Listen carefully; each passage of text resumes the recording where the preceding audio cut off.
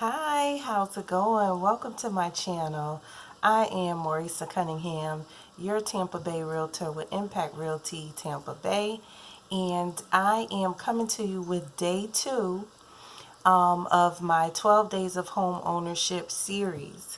So as we are counting down to Christmas 2019, I figured why not have a 12 Days of Home Ownership where I can discuss different topics to help you to become a owner in 2020.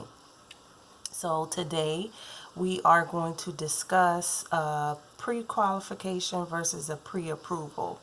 Now this is always where a lot of people get hung up on the difference, or they're scared to take that step because they are afraid of getting in a denial or not being approved.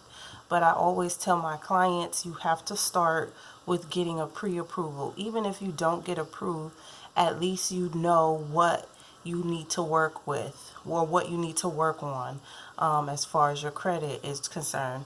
And if when you're working with a realtor, sorry, not a realtor, a lender, you should be able to get that information of where your problem areas are.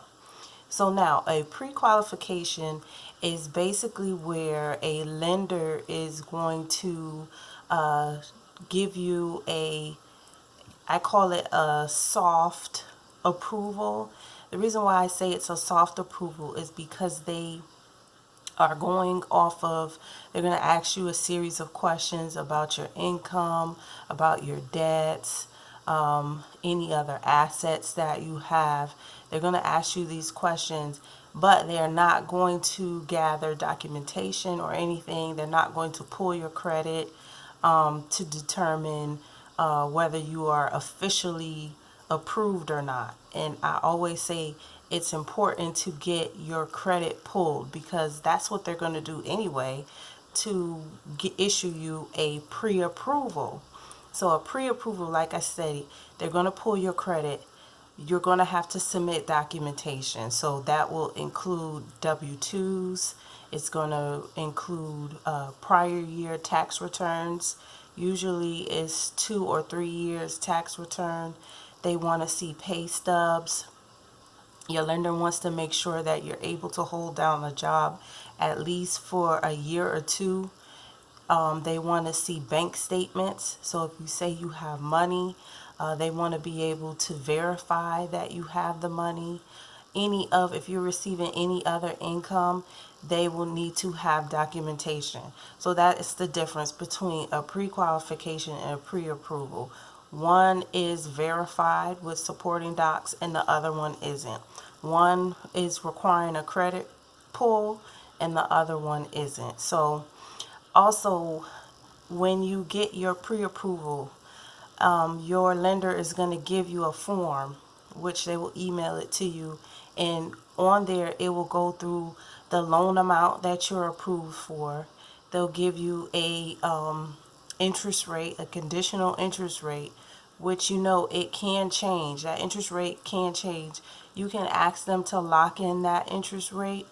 Some lenders can do it for a certain amount of time, but you want to make sure that you understand that sometimes it can change depending on how long it takes for you to actually go under contract to get a house.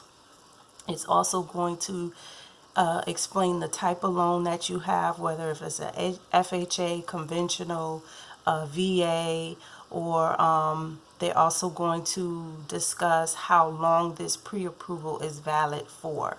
Sometimes they could be valid for 90 days, 60 days, 120 days. It really depends on the lender.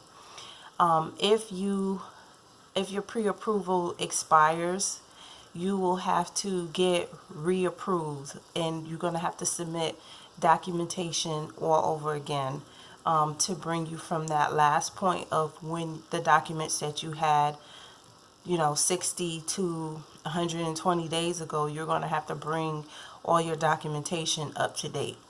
And they are going to have to do another soft pull of your credit. So I hope that explains the difference between the two.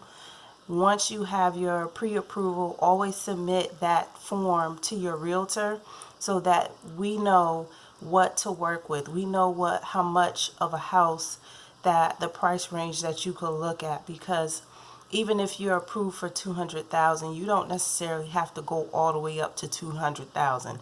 That is just the max amount that your lender will loan to you.